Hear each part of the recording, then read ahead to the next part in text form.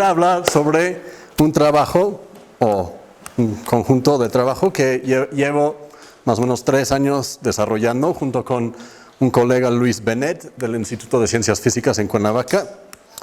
Y vamos. Siempre que uno tiene un proyector involucrado, falla algo, no entiendo por qué, no pueden. Ok, entonces, ¿de qué se trata este asunto? Pues lo que había puesto en el título original era cómo garantizar que un cálculo numérico es correcto. Y con eso realmente sí quiero decir garantizar matemáticamente hablando. Y la respuesta es, pues vamos a calcular no con números como estamos acostumbrados en el cómputo científico, sino con conjuntos de números. Conjuntos continuos de todos los números reales entre tal y tal valor, o un conjunto en el plano o en 3 dimensiones o en n dimensiones. Y las técnicas que vamos a usar para eso se llama análisis de intervalos, o sea, como calcular realmente con intervalos de números reales, y algo que se llama propagación de restricciones. Entonces voy a básicamente hablar de qué son estas cosas y voy a usar un paquete o varios paquetes que nosotros hemos desarrollado para llevar a cabo este tipo de cálculos. Entonces, ¿cuál es la motivación? Pues hay varios problemas, pues voy a darles como varios problemas que quisiéramos poder resolver en el cómputo científico, ¿no? Entonces aquí hay uno famoso que es el movimiento de 3 cuerpos atrayéndose bajo la gravedad. Se llama el problema restringido circular. Entonces tenemos 2 cuerpos masivos, 2 planetas que están dando vueltas en un círculo alrededor de su centro de masa común, y una tercera partícula que no tiene masa o que no afecta a los demás planetas, que va a dar vueltas en su campo gravitatorio. Y hay 5 puntos, bueno, hay unos puntos muy importantes que se llaman los puntos de Lagrange, que son los puntos donde si yo me meto en ese sistema rotando así con el movimiento, se ven fijos, ¿no? Entonces aquí se ven, si yo me pongo en el sistema rotatorio, son puntos fijos de la dinámica. Y satisfacen estas ecuaciones. Son 2 ecuaciones únicamente en 2 variables, pero son no lineales y algo feos, ¿no? Entonces la pregunta es, ¿cómo podríamos resolver este sistema de ecuaciones no lineales o cualquier otro sin saber nada sobre el sistema? Eso lo voy a hacer después, ¿no? Porque la pregunta es, ¿cuántas soluciones hay, de hecho? No sé. ¿Dónde están en el espacio? No sé. No sé nada realmente, ¿no? Entonces, en este problema en particular hay soluciones analíticas y todo, pero normalmente no. Entonces, ¿cómo puedo tener una técnica numérica que me permita calcular y garantizar que encontré todas las soluciones, ¿no? Eso es el punto. O sea, hay muchos métodos numéricos para resolver sistemas de ecuaciones, pero ninguno garantiza que encontró todas las soluciones, excepto los métodos que voy a presentar. Otro problema de muy distinta índole es la siguiente. Supongamos que tengamos unos datos experimentales, ¿no? Que de una sustancia que estoy midiendo y de t en el tiempo t, y aquí están los datos que medí. Entonces medí que esa cantidad pertenece a estos intervalos en cada momento del tiempo que pongo ahí. Y yo pienso que corresponde a un decaimiento exponencial. Entonces voy a intentar ajustar un modelo de ese tipo con 2 parámetros libres a estos datos. Entonces, obviamente, hay muchas técnicas para hacerlo, pero la técnica que voy a presentar me permite caracterizar exactamente el conjunto de parámetros P1, P2 en el espacio 2-dimensional, tales que pasa por todos estos intervalos.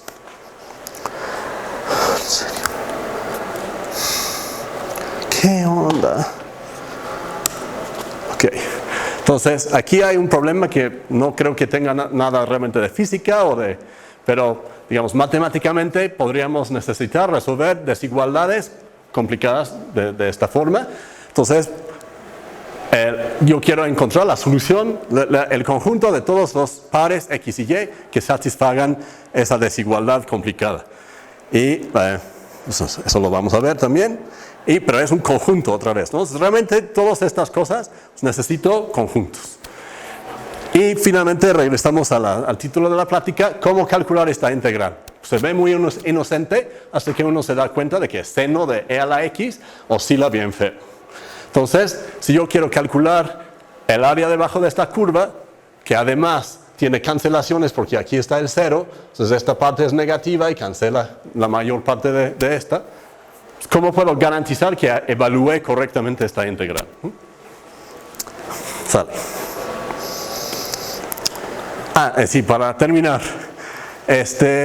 resulta que hay un asteroide que se llama Apophis que posiblemente va a dar contra la Tierra en 2029. Híjole, ¿no? Entonces yo quiero saber, ¿realmente va a chocar contra la Tierra o no? ¿El problema cuál es? Pues yo tengo información incierta acerca de su posición actual y su velocidad actual.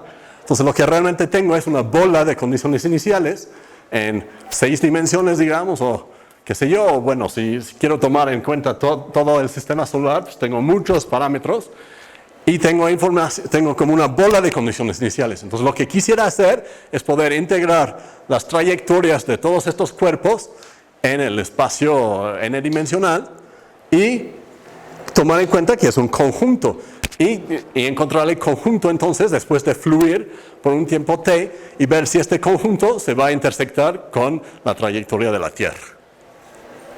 Entonces eso no lo he hecho, pero hay gente que sí lo ha hecho, ¿no? Este cálculo. Pero es muy así, ¿no? Ahí sí realmente nos interesa el cálculo, ¿no? El intervalo se va haciendo más grande con el método numérico. Sí, eso es uno de los grandes problemas de estos métodos. No, entonces sí, ok, sí, pero sí, de acuerdo, en algún momento en el futuro sí. Sí, gracias por el comentario. Entonces, pues voy a hablar de estos métodos con intervalos, cómo calcular con intervalos, luego la propagación de restricciones y como comenté, voy a ilustrar todo, esperemos, en vivo con código del paquete que escribimos, Validated Numerics, o sea, ¿qué quiere decir? Cálculos numéricos validados o verificados o garantizados, rigurosamente matemáticamente hablando. Eso es la meta. Entonces no estoy diciendo que estos métodos sirvan para todos los cálculos numéricos, ni mucho menos, ¿no? Los cálculos de Miguel de hoy en la mañana, o sea, estos cálculos que voy a presentar son más lentos por al menos una orden de magnitud, digamos, que un cálculo usual. Entonces, eso pues causa problemas, pero tienen la ventaja de garantizar el resultado. Bueno, entonces, voy a decir 2 palabras sobre Julia, del cual creo que hablé el año pasado, ¿no? Pero ya, porque voy a estar usando este lenguaje de programación que se llama Julia o Julia, que está realmente tomando forma y despegando en el mundo del cómputo científico. ¿Y por qué? Porque a pesar de ser un lenguaje de cómputo general, a diferencia de MATLAB, por ejemplo, fue diseñado para ser con el cómputo científico en mente. Entonces realmente está diseñado para el cómputo científico y eso qué quiere decir? Que sea rápido. Entonces, básicamente, bueno, es software libre y todo eso es disponible en donde sea. Entonces, básicamente, si yo quiero hacer un cálculo súper pesado, pues probablemente me voy a recurrir a C o Fortran, porque son rápidos. Sin embargo, son feos, difíciles de utilizar y necesitas escribir mucho código para hacer una cosita. Mientras que, por otro lado, tenemos lenguajes como Python y MATLAB, donde es muy fácil escribir algo para hacer un cálculo complicado. El problema es que es lento porque es interpretado. Y, digamos, hoy día se puede matizar esa aseveración, pero básicamente es cierto. Sin embargo, tiene la ventaja de ser interactivo. Entonces yo puedo desarrollar código o interactuar con mis datos de una forma muy amena que no puedo hacer con C y Fortran. Y la pregunta es, ¿no habrá algo en medio entre estas 2 columnas? Y la respuesta es sí, y eso es Julia. Entonces es ameno como Python, la sintaxis es muy parecida, es interactivo, sin embargo es tan rápido como C. Y eso parece ser imposible, pero no lo es. Entonces vamos a ver un poquito de eso, pero la plática no se trata de Julia realmente, ¿no? Si quieren más información, por supuesto, encantado. Entonces, la meta es calcular con conjuntos. ¿Cómo puedo hacer eso? Por ejemplo, quiero ver cuál es el efecto geométrico que todos aprendimos en la primaria o algo de un mapeo lineal, o sea, multiplicar una matriz por un vector en 2 dimensiones. ¿No? Todos sabemos cuál es la respuesta. Entonces, pero numéricamente, ¿cómo lo podemos hacer? Entonces, lo que vamos a hacer es agarrar puntos, eso es lo que la gente hace, ¿no? Agarras puntos en el cuadrado unitario y los mapeas con este mapeo y dibujas la respuesta y la imagen.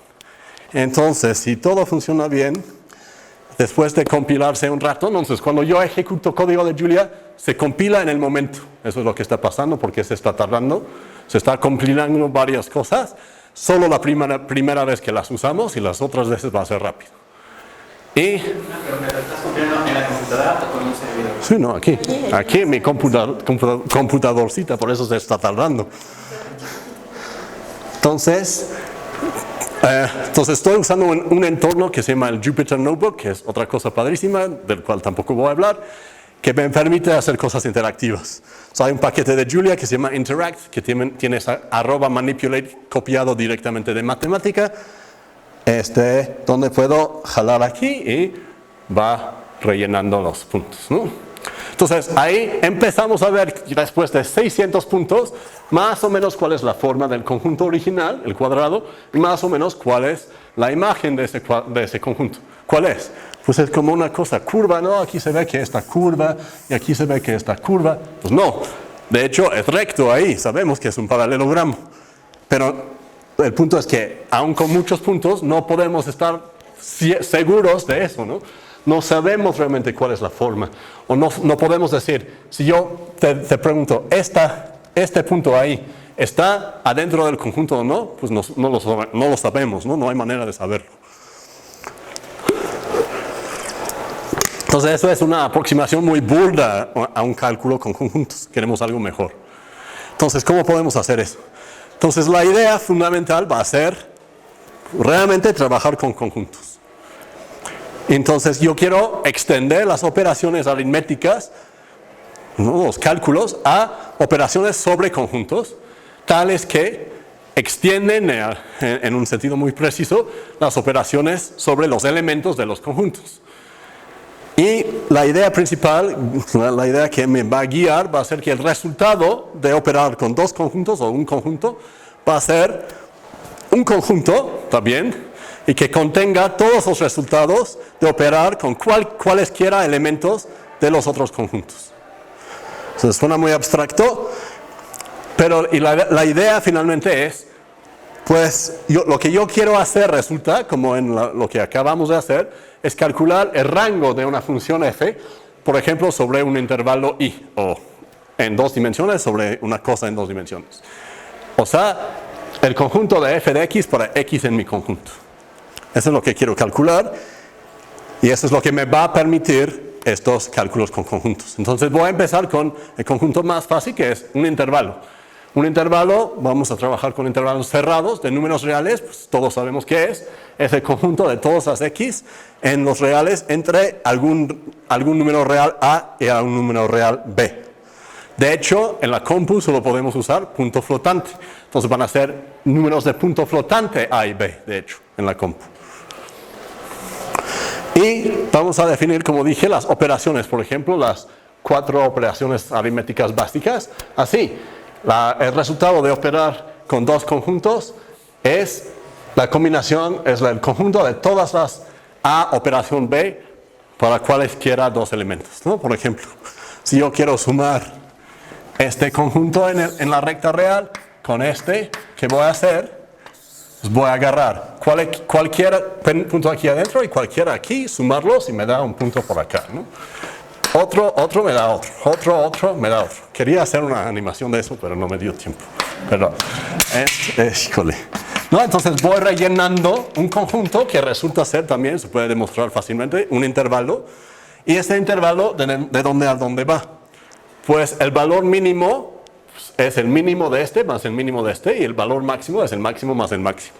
Entonces no tengo que hacer esta operación de escoger pares, que nunca voy a terminar de hacer, y es imposible hacerlo, pero sí puedo hacer el cálculo porque pues, sé cómo definir los puntos extremos del resultado, ¿no? Entonces, por ejemplo, la suma de dos intervalos lo voy a definir como esta suma de los puntos mínimos y los puntos máximos. Y entonces tiene esta propiedad de que cualquier elemento aquí más cualquier elemento ahí cae dentro del resultado. Ok, entonces, ¿cómo podemos implementar eso? No quiero realmente entrar en eso en demasiado detalle. En Julia, como en cualquier lenguaje moderno, puedo definir tipos con cosas adentro. Entonces, ahí hay un intervalo que tiene un low y un high, o sea, un mínimo y un máximo.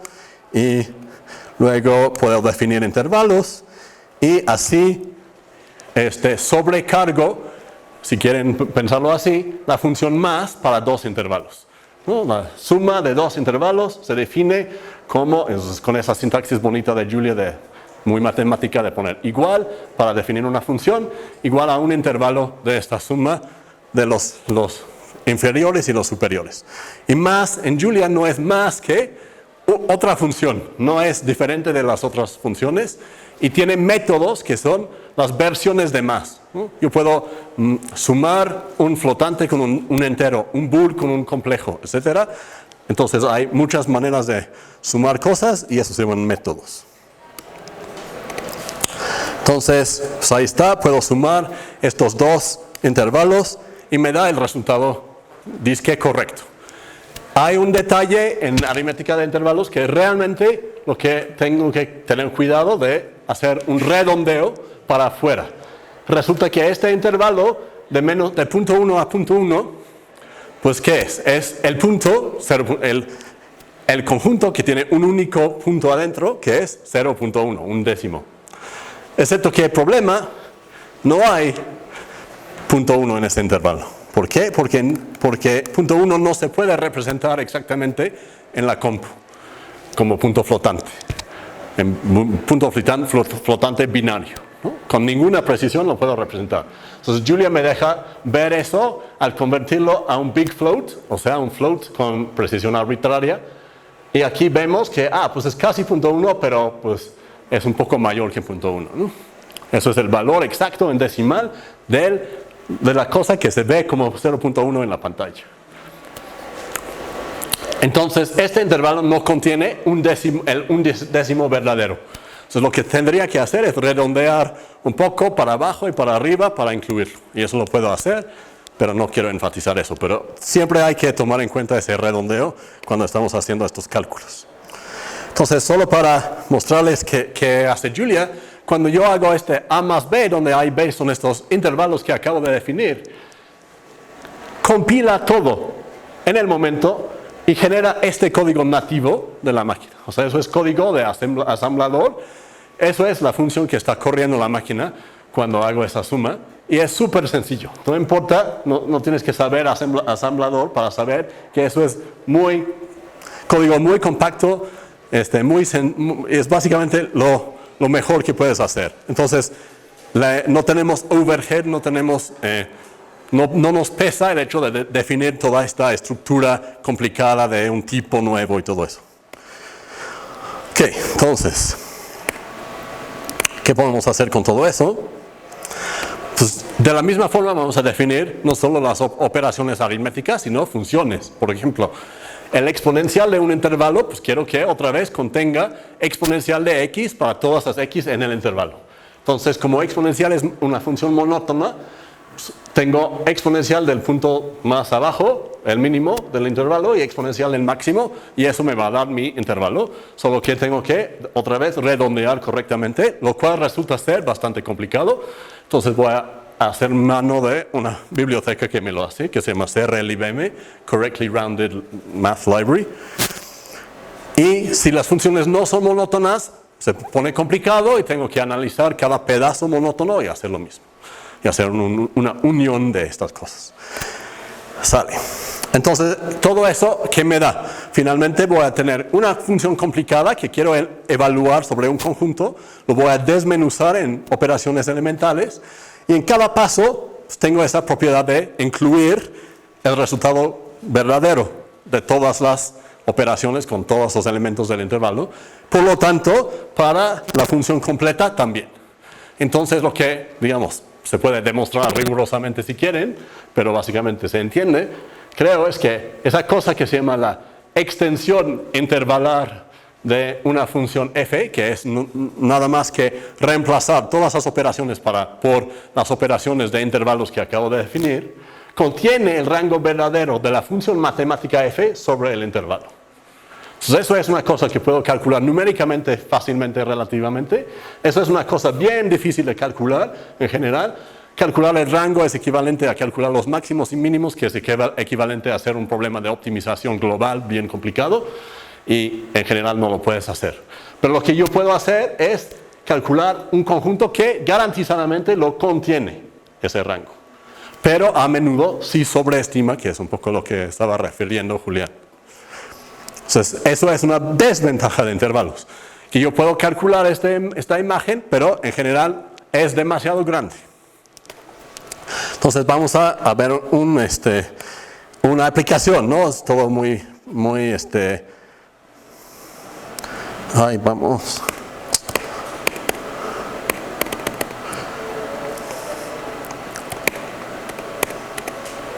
¿Por qué hace eso? Ok, entonces, un problema por excelencia en el cómputo científico, que ya hice referencia, es encontrar raíces de funciones, ¿no? Quiero encontrar una x asterisco tal que f de x asterisco sea 0. Y la idea es, ¿cómo voy a hacer eso? Pues lo voy a invertir el problema y voy a buscar donde no hay ceros. Entonces yo quiero encontrar regiones del espacio que voy a excluir de mi búsqueda. O sea, quiero encontrar un intervalo tal que cuando yo evalúo mi función sobre intervalos numéricamente, si el resultado no contiene el 0, entonces, como garantizadamente contiene el rango de la función verdadera, he demostrado que ese intervalo no contiene una raíz de f. Entonces, vamos a ver eso. Entonces, voy a tomar esta función x cuadrada menos 2. Sabemos dónde están las raíces, en más o menos raíz de 2. Y voy a definir un intervalo. Entonces, estoy usando mi paquete que ya cargué, que no vieron que lo haya cargado, pero usa esa sintaxis punto punto para formar un intervalo. Entonces, si hago esto, ya tengo un intervalo que es x.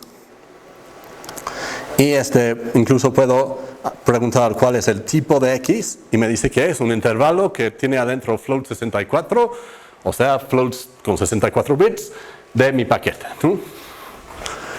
Y luego calculo x cuadrada y hace lo que estaba diciendo, ¿no? Entonces, hay que ir a definir qué quiere decir tomar la potencia de un intervalo. Lo que quiere decir es generar un intervalo que contiene x chiquita al cuadrado para todas las x chiquita en mi conjunto x.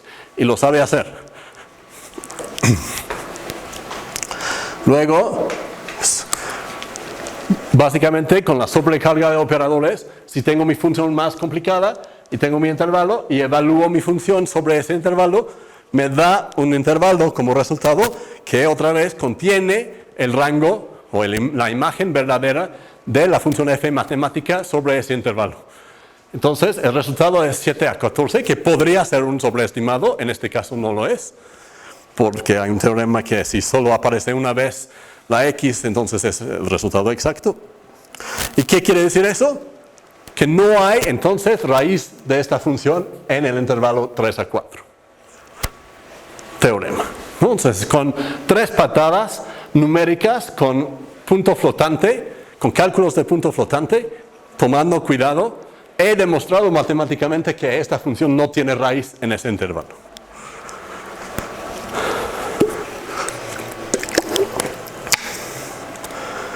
Y es más, en punto flotante hay un concepto que se llama inf, que es infinito entre comillas, ¿no? O sea, es un valor más grande de los valores que se pueden guardar en los números flotantes. Por ejemplo, 2 a la 2000 me da infinito. Ahí. Entonces, pero lo que yo puedo hacer es, si yo pongo interval de 2 a la 2000, me da este resultado. ¿Qué es eso? Es un intervalo desde el número más grande que puedo representar en punto flotante con 64 bits hasta el infinito. Entonces me está diciendo, ese resultado está dentro de este intervalo infinito. Y lo que quise hacer, que no sé por qué no está aquí, es, yo puedo hacer lo mismo con intervalos infinitos, de hecho. Entonces yo puedo poner aquí infinito, que es simplemente un símbolo que corresponde a inf en punto flotante, y evaluar mi función ahí, y me da un resultado también infinito, que entonces me muestra que esta función no tiene raíces en toda esta región semi-infinita de la recta real, de un golpe. Garantizado. ¿Dudas? Entonces, dije que podemos sobreestimar el rango de una función, pero hay una solución para eso. Entonces, aquí hay una función mince, ¿no? Que es hacer carne molida, ¿no? To mince. Entonces, vamos a tomar mi intervalo y hacerlo y molerlo, básicamente. O sea, lo vamos a hacer n subintervalos. Y eso es el código para eso. Si están acostumbrados a Fortran, no sé, eso es como magia, ¿no? O sea, estamos en una línea haciendo la división y en la otra línea haciendo un conjunto, una colección, un arreglo de intervalos con estos nodos. Bueno, hay código para dibujar que les puedo mostrar. Entonces, tengo mi intervalo, tengo una función más o menos complicada y estoy pidiéndole que dibuje las imágenes de los intervalos en los cuales corté mi pedazo de recta. Entonces aquí tengo estoy tomando menos 1 a 1 en X, lo corto en 3 pedazos, 1, 2, 3, y para cada uno evalúo con mi aritmética de intervalos esta función. Eso me da un nuevo intervalo que dibujo en Y. Y voy a colorear toda la caja para mostrar, ¿no?, que este intervalo se mapea a aquel. Y la idea es que eso tiene que contener garantizadamente la imagen de la función. Y vemos que sí. O sea, pinté también la función verdadera, ¿no? Y conforme yo voy incrementando el número de cajas en los cuales divido el intervalo en X, podemos ver que en Y se va aproximando cada vez más la imagen o el conjunto de la unión de las cajas se va aproximando a la función. Y también coloreé los intervalos o las cajas según si contienen el 0 o no. Entonces, todos estos que están en verde, ya demostré que no hay raíz de mi función ahí. Y todos los azules, podría haber raíz, no lo sé. Y hay manera de saberlo, pero hay que hacer algo más complicado. Entonces puedo hacer lo mismo con otra función. Entonces tengo una forma garantizada de aproximar una función que no y que me deje ver dónde podría haber raíces o podría excluir raíces. Bien, entonces como otra aplicación vamos a regresar a cálculo 2 y vamos a ver cómo calcular una integral. Pues aprendieron algo que se llama integral de Riemann, que parecía completamente complicado, difícil, sin sentido, etcétera, ¿no? Bueno, ahí está el código para hacer una integral de Riemann con intervalos. Estas 3 líneas que obviamente deberíamos enseñar en cálculo 2, en mi opinión. Entonces, de hecho son 2 líneas porque no necesitaba eso. Entonces, le voy a pasar una f, un intervalo, una función, un intervalo y un número de pedazos en los cuales dividir mi intervalo. Voy a usar mi función mince que les mostré y luego aquí está el cálculo de la integral de Riemann. ¿Qué está pasando aquí? Este punto es aplicar esa función a ese vector. Entonces, tengo un vector de intervalos, los subintervalos en X. Estoy calculando el diámetro de cada uno. Bueno, que en este caso todos tienen el mismo diámetro, pero en general podría ser que no tuvieran el mismo diámetro. Y ahí estoy aplicando mi función a cada intervalo, ¿no?, con la misma sintaxis. Y aquí estoy multiplicándolos elemento por elemento y luego tomo la suma de todos. Entonces, básicamente lo que está pasando, y se me olvidó incluir la gráfica, pero se lo puedo mostrar después, es que tengo una función y entonces en este intervalo evalúo f de ese intervalo y me da alguna caja así. Entonces, el punto es que aquí, el valor mínimo de esta caja es una cota inferior y el valor máximo es una cota superior. Entonces, si yo sumo todas estas cotas con el tamaño, con el ancho, eso es exactamente una integral de Riemann de abajo y arriba, ¿no? Tal como vieron en cálculo. Y entonces, entonces hay, por ejemplo, integrar x cuadrada, eso es la sintaxis para una función anónima que toma x a x cuadrada, o sea, maps2 en LaTeX, ¿no? O sea, eso sería \maps2, ese símbolo. Bueno, entonces, esa integral, ¿qué me da? De 0 a 1.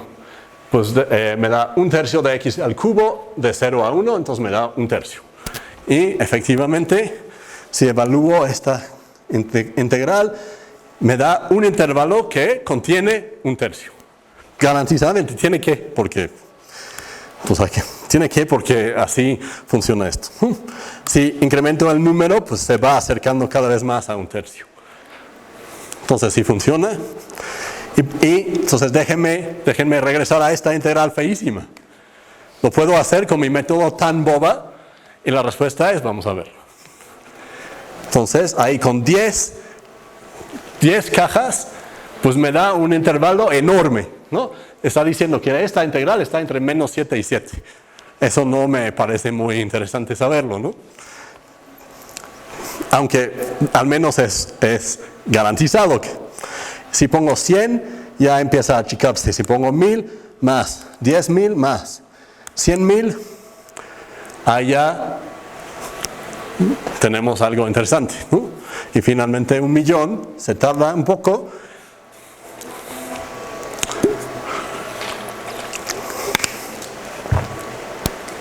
Entonces esto me garantiza que esta integral de la cosa feísima oscilatoria garantizadamente esté entre punto 3.4 digamos y 3.5. Si tú le pides eso a MATLAB, te da completamente el resultado equivocado. O sea, completamente falso, ¿no? Punto 2 o algo así.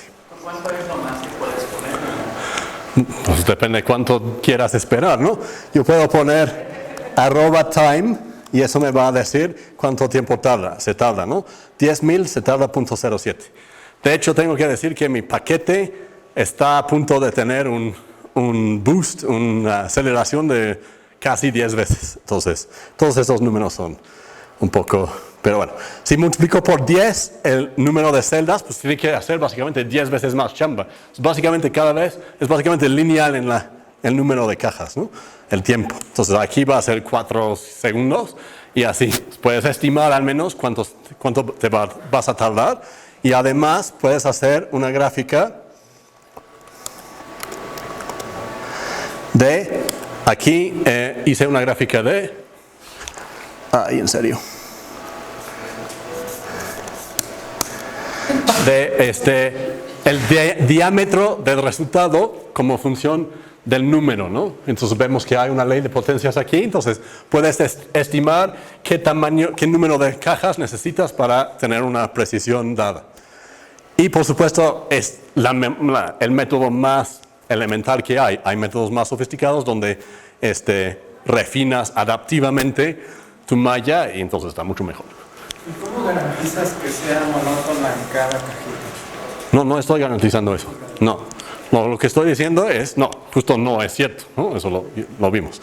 No, lo que estoy diciendo es que si yo tengo una cajita, necesito evaluar seno sobre esa cajita. Entonces, en ese momento, lo que hago es, yo necesito seno del intervalo de 0.3 a 7. Entonces, ahí analizo la monotonicidad para darme el estimado no el estimado, la cota superior del intervalo donde cae seno de todos los valores en ese intervalo. Entonces, si hago eso en cada operación, el resultado está garantizado que contenga todos los resultados. Entonces eso es lo que vimos, que no es, o sea, que es más grande en general de lo que es realmente el... Pero simplemente reduzco el tamaño del intervalo y teorema, de hecho hay un teorema ahí, que se reduce el sobreestimado. Por supuesto hay técnicas más sofisticadas donde aproximas mejor la función con series de Taylor y muchas cosas, ¿no? Pero o sea, las ideas básicas están todas aquí en la versión más sencilla. ¿Sale? Entonces, ahí está una aplicación. Entonces, ¿cuánto tiempo tengo? ¿15 minutos más? ¿Qué tal? O sea, todo hasta ahora ha sido unidimensional. ¿Qué tal dimensiones superiores? Por supuesto, como siempre, es más complicado, mucho más. Pero la idea va a ser que vamos a aproximar un conjunto en 2 dimensiones por una colección de rectángulos, que son cajas, ¿no? Con, o sea, sus lados paralelos al eje. En el caso más sencillo también se puede hacer algo más complicado. Y puedo aproximar un conjunto arbitrario siempre y cuando no sea demasiado raro, con una colección de cajas arbitrariamente bien. Eso es lo que voy a hacer. Por ejemplo, entonces eso se escribe así. Para hacer una caja es el intervalo 3, 4, producto cartesiano con el 5, 6. Y para ese producto cartesiano escribo, como dije aquí, \times. Puedo usar abreviaciones de LaTeX, pongo tab, lo completa a esto. Y entonces eso es, de hecho, simplemente otro nombre para la función en Julia cross. Entonces, yo sobreescribo cross para sobrecargo cross para mis tipos nuevos, y entonces puedo... entonces, ¿eso qué está haciendo?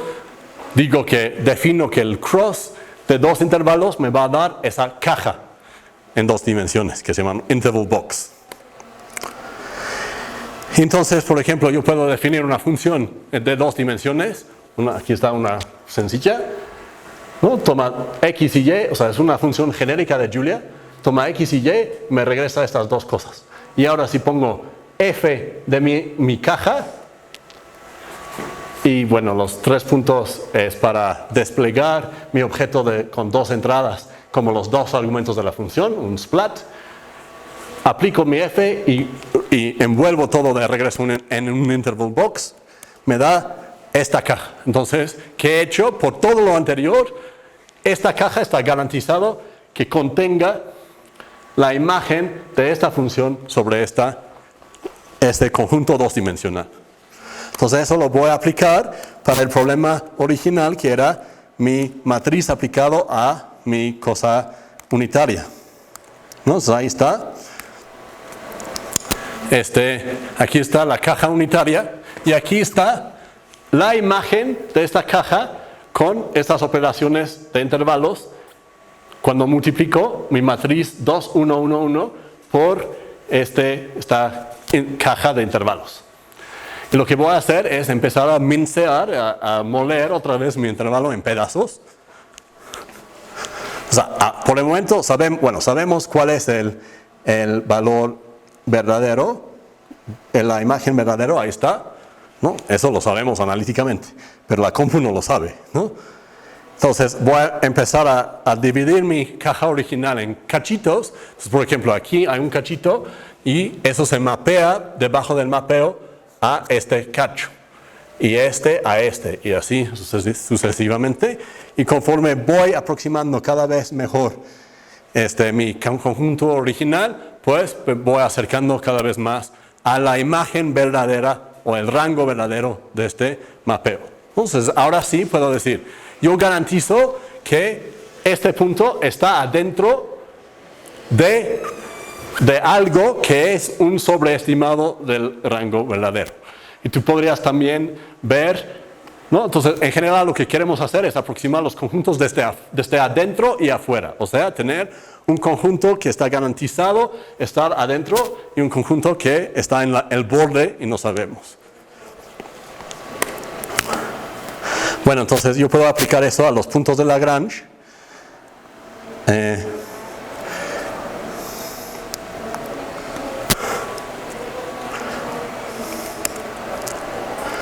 Entonces aquí están las ecuaciones escritas en Julia. O sea, simplemente transcribo estas ecuaciones y me da algo así. Y ahora lo que voy a hacer es intentar encontrar en 2 dimensiones, hacer lo mismo en 2 dimensiones que hice en una dimensión. Voy a ir excluyendo regiones donde sé que no hay puntos, no hay ceros, ahora en 2 dimensiones de estas ecuaciones. ¿Cómo hago eso? Pues tomo una caja, aplico f de la caja, donde f es el lado derecho de las ecuaciones, me da una caja nueva, probablemente grande, y voy a decir, esa caja contiene el vector 0, 0, 0, si no, pues lo tiro a la basura. Entonces lo que estoy haciendo es, y luego pues me da un conjunto de cajas, y lo que voy a hacer es empezar a bisectar esas cajas y aplicarlo de nuevo, tirar a la basura las subpartes que no contengan el 0. Entonces estoy empezando no con infinito a infinito porque tuve broncas, pero con 10 a la 16 a 10 a la 16, ¿no? Entonces estoy explorando todo ese terreno y estoy diciendo dónde están los puntos fijos de esta función, pero las raíces de esta función ahí adentro. Y eso es todo el código. Ahí adentro está mi función bisección que hace esa cosa de evalúa la función y tirar a la basura. Pero básicamente lo podría escribir en unas cuantas líneas.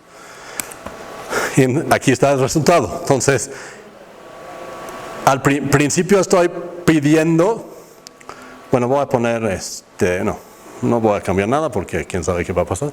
Pero entonces estoy pidiendo para empezar que las cajas tengan tamaño menor que 1. Entonces, ahí está el resultado. Todo está contenido entre menos 2 y 2. Entonces ya logró tirar a la basura todo entre 2 y 10 a la 16. Demostró que no hay raíces ahí, riguroso.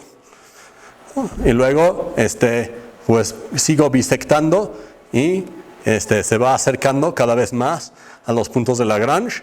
Aquí hay 7 raíces porque hay 2 planetas y 5 puntos de Lagrange.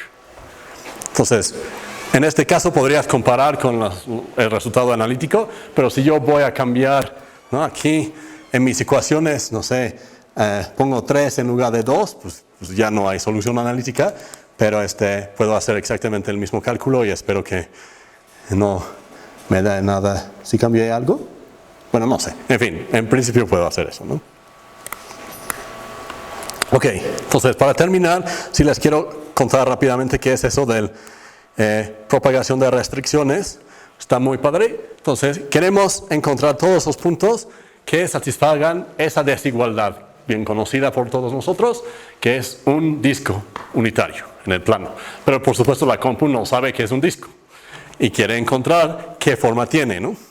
Entonces voy a empezar con todo el plano. Entonces X es un intervalo de menos infinito a infinito y Y también.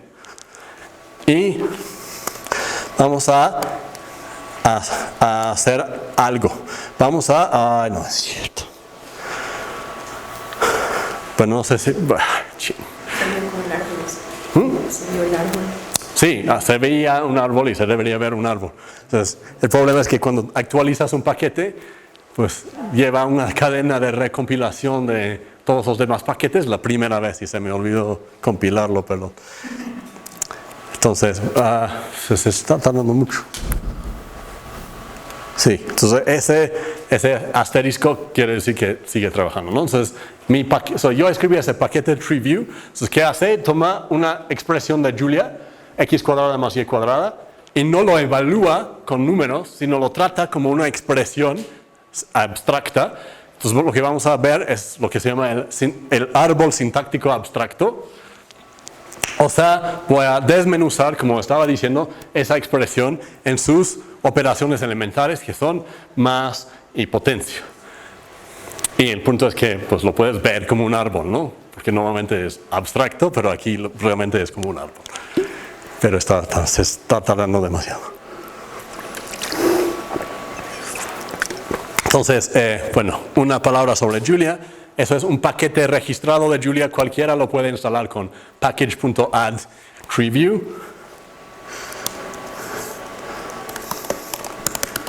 Así. Y eso lo va a instalar y va a instalar todas estas dependencias sobre las cuales depende. Y no sé por qué se está tardando realmente mucho. Entonces, luego, eso lo haces una vez en la vida y luego using TreeView lo haces cada vez que lo quieres cargar la librería, básicamente. Entonces, ¿qué está pasando con el @tree? Eso es una cosa muy padre y algo complicado de Julia que se llama metaprogramación. Entonces, @tree es un macro. ¿Qué es eso? Es algo mágico. Como dije, toma una expresión y lo manipula como una expresión y me da otra expresión de Julia que se sustituye ahí antes de compilarse. Y alguien, creo que era Arthur C. Clarke, dijo que ¿cómo es? Una tecnología suficientemente avanzada es indistinguible de la magia. Y eso es lo que está pasando aquí, ¿no? Entonces, aparentemente es que realmente está trabado ahí. No sé qué hacer.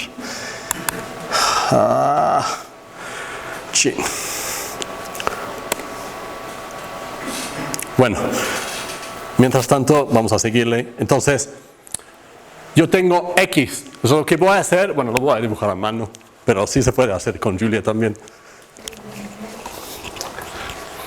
Ya. Entonces, no sé si intentarlo de nuevo o no.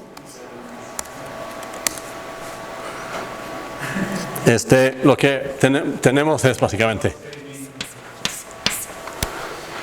No.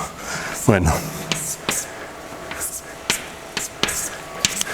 Se ve así el árbol. Lo que vamos a hacer es evaluar el árbol para adelante y luego para atrás. Entonces, voy para adelante desde las raíces, desde las hojas. Entonces, voy a introducir nuevas variables en cada nodo del árbol. Entonces, aquí tengo una nueva variable a, que es x al cuadrado. Si yo tomo x son todos los números reales. Si yo tomo cualquier número real y lo elevo al cuadrado, me da un positivo. Bueno, un no negativo. Entonces, el resultado es el conjunto de 0 a infinito. Y mi paquete sabe hacer eso. ¿No?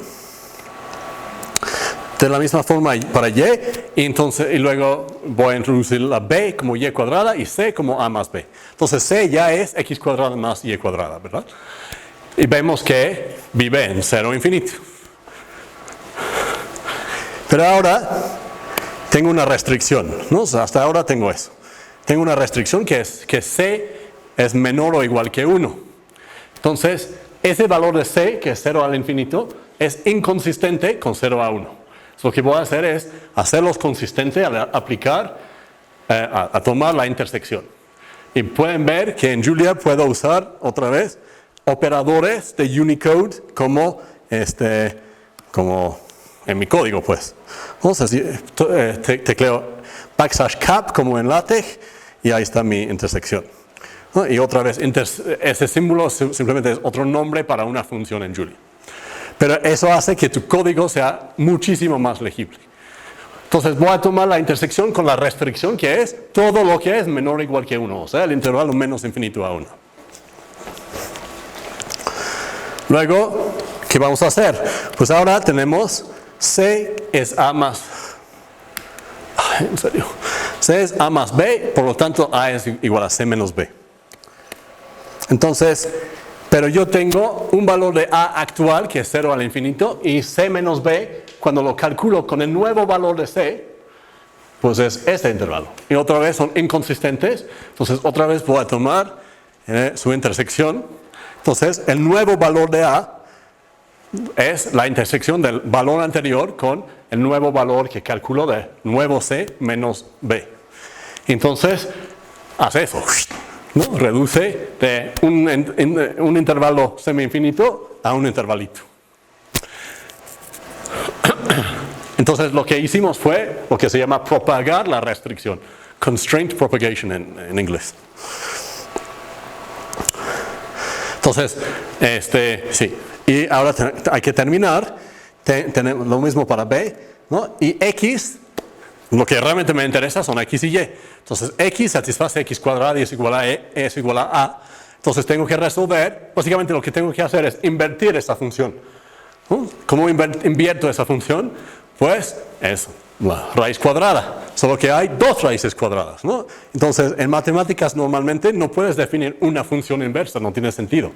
Pero aquí tengo un conjunto, entonces sí puedo definir la función inversa actuando sobre el conjunto. Entonces, la función inversa del cuadrado sobre conjuntos es la unión como intervalos de la raíz cuadrada de a y menos la raíz cuadrada de a. Y lo mismo para y, que debería ser b. Y no evalué todo correctamente.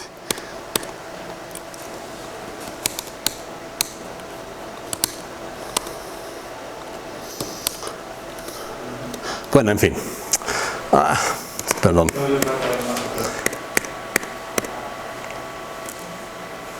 Faltó este.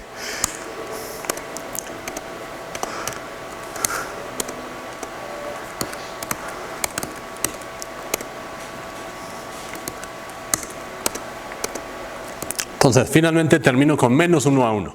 Entonces, ¿qué pasó? Tomé todo el plano y en 10 patadas, ¿no? Contraje todo el plano a menos 1 a 1. O sea, tiré a la basura todo el plano menos, excepto esa parte, ¿no?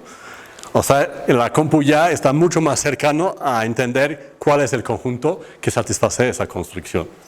Entonces, todo ese proceso se llama justo un contractor. Toma una caja y lo contrae.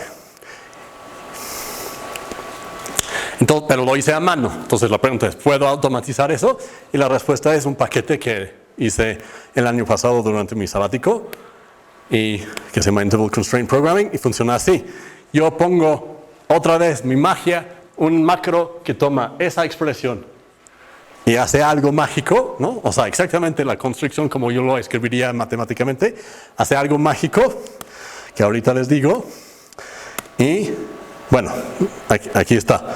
Entonces, yo puedo tratar expresiones de Julia como objetos sin evaluar y ahí está su estructura interna como quería mostrarles con el árbol.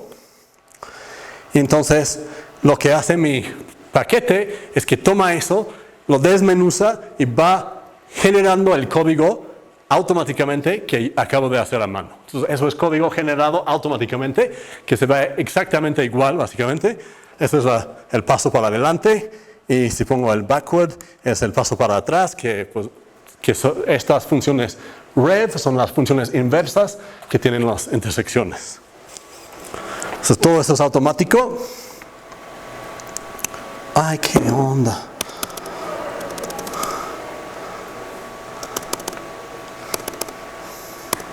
Entonces, ¿cómo se aplica eso?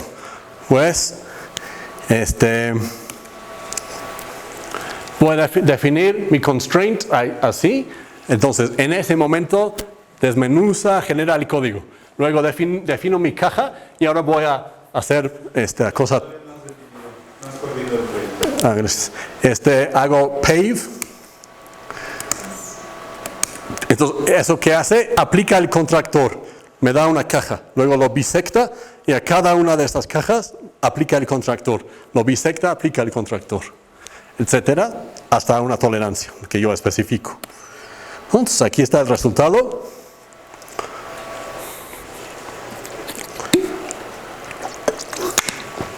Entonces, los verdes garantizadamente están adentro del conjunto de interés. Los blancos están afuera garantizadamente y los rojos no sé. Lo que voy a hacer es simplemente reducir la tolerancia y vamos a ver que se va acercando cada vez más al conjunto que corresponde a esa construcción. Y como todos son rectángulos, fácilmente calculo el área y aquí está el área, es un intervalo, ¿no?, que garantizadamente está entre este y este valor. Y conforme voy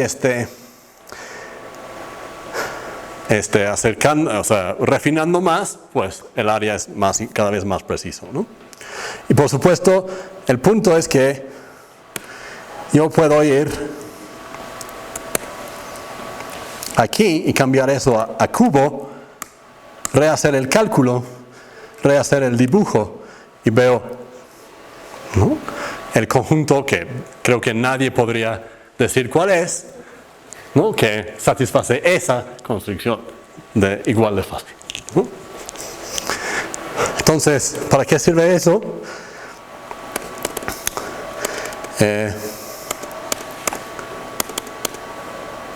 A ver. Sí, tengo un ejemplo en 3D, pero si me preguntan en las preguntas, se lo muestro. O sea, porque el código, por supuesto, es completamente genérico, ¿no? No depende de que sea dos-dimensional. Entonces, aquí quería mostrarles esa desigualdad complicada. Supongo exactamente lo mismo, ¿no? Lo tecleo ahí y si tenemos mucha suerte va a funcionar.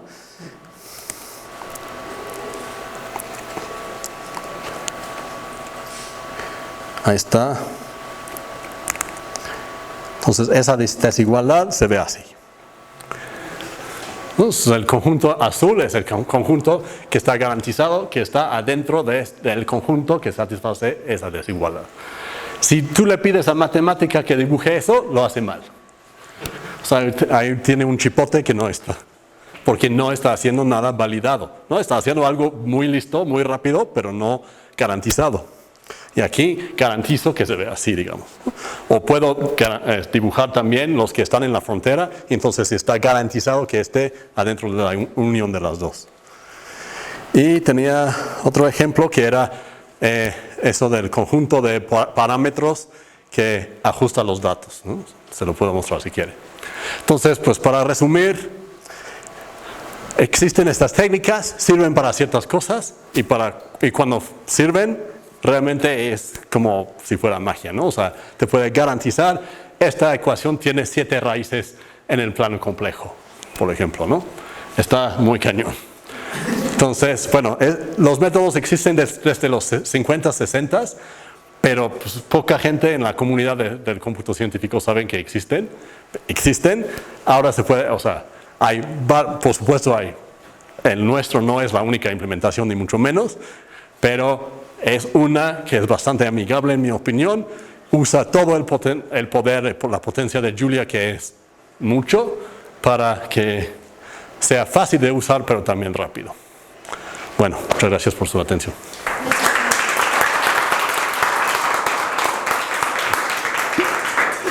¿Alguna pregunta? Sí, ok, entonces... Sí, muy buena pregunta. Entonces, ¿se pueden escribir integradores de ecuaciones diferenciales con estos métodos que sean garantizados? Eso sí se puede hacer, no lo hemos hecho, existe software por ahí. Si lo queremos hacer, está fácil hacer algo básico y difícil hacer algo refinado, ¿no? Como siempre. Entonces, sí puedes aplicar eso a sistemas caóticos, por ejemplo, las ecuaciones de Lorentz. Y se hace y se ha hecho. Por ejemplo, hay un paper donde encuentran, reciente, donde encuentran órbitas periódicas de las ecuaciones de Lorentz, que son órbitas que garantizadamente existen y son únicas en cierto intervalo en el espacio de parámetros o en el espacio físico. Se puede hacer, tienes que usar precisión muy grande porque justamente como ya comentaron, pues si yo tomo un conjunto de condiciones iniciales como un intervalo o una caja en 3D, pues lo que va a pasar es que como el sistema es caótico y como estos métodos exageran además el problema, pues va a crecer mi caja, ¿no? Entonces, pero sí, o sea, en Julia puedes usar fácilmente aritmética de precisión arbitraria.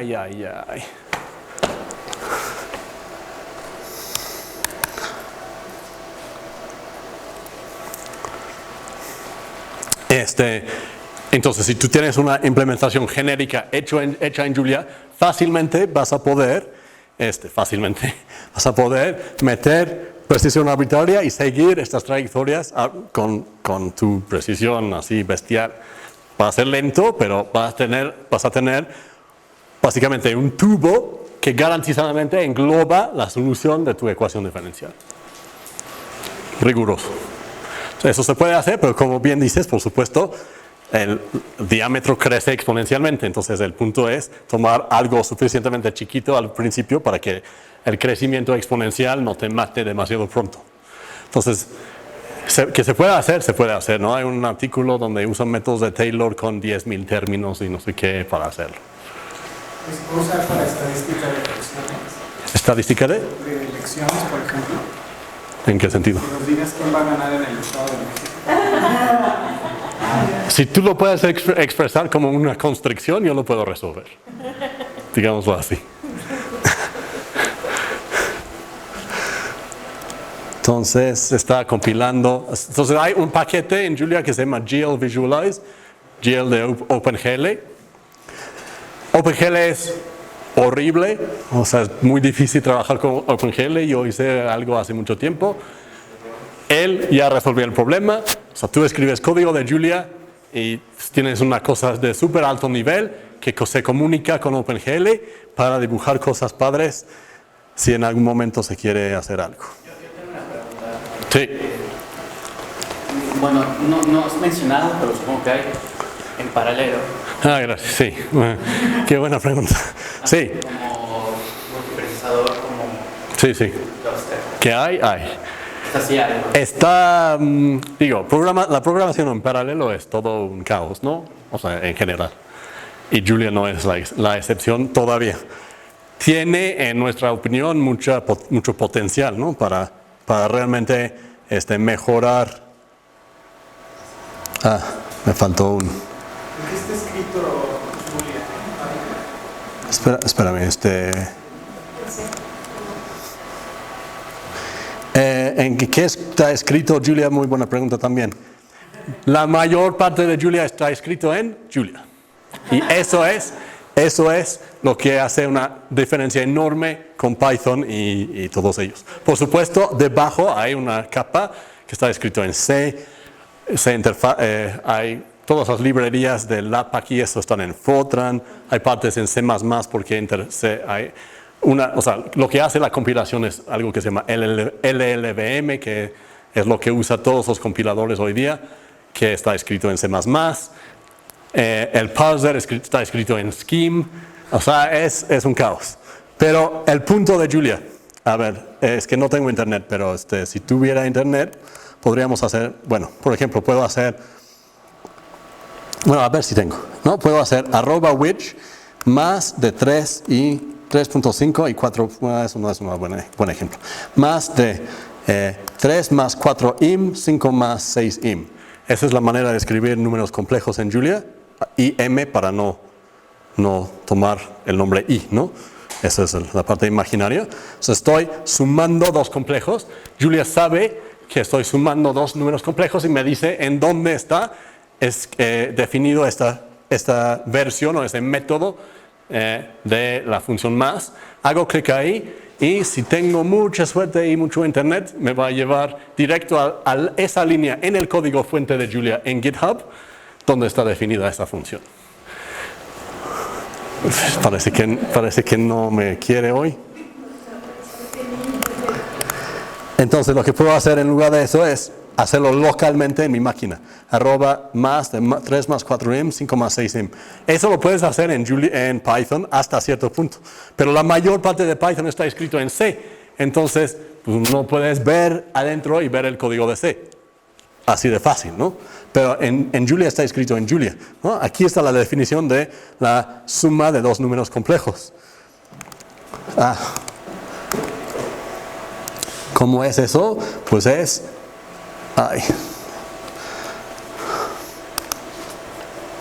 Perdón, es que trabajar con un cañón me choca. No entiendo cómo hacer eso. Bueno, ahí está. ¿Dónde estaba? Ya lo perdí.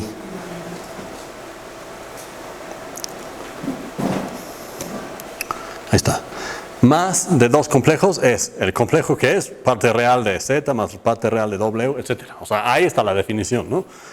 Y eso por supuesto, hay un nivel donde llegas a algo más básico, ¿no? Porque la suma de dos enteros, por ejemplo, pues, va directo al nivel de LLVM abajo.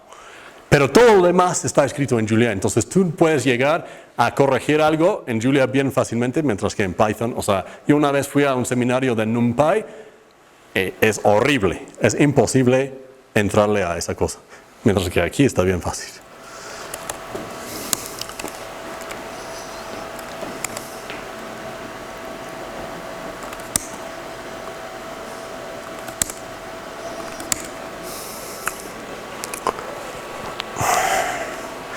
Entonces, ¿qué estaba diciendo? Lo mismo que hice es el mismo tipo de idea que está en una construcción, pero ahora con tres variables, x, y, z, entonces en 3D, y otro. Entonces, esa es la ecuación de un todo sólido, y esa es la ecuación de un semiespacio, ¿no? De baja de un plano. Lo que estoy haciendo es tomar la intersección de estos dos objetos. Estos objetos se van a un separado, que es un contractor para el conjunto y un contractor para su complemento. Entonces, puedo tomar la intersección usando las reglas de Morgan, que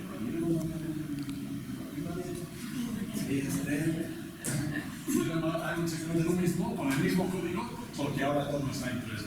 Entonces, por supuesto, tengo una explosión combinatoria, si quiero hacer algo en ND, pero la idea es que los contractores hasta cierto punto me salvan de eso. Entonces, en 3 segundos, calculo las cajas que están adentro de esta intersección y están estos que están en colores, y en la frontera, no sé si se ve, unos en gris, que son en la frontera. Y pues eso es lo que la magia del GeoVisual es que la visualización lo hice en 10 minutos. Pasan horas programando esto, porque ya lo hice.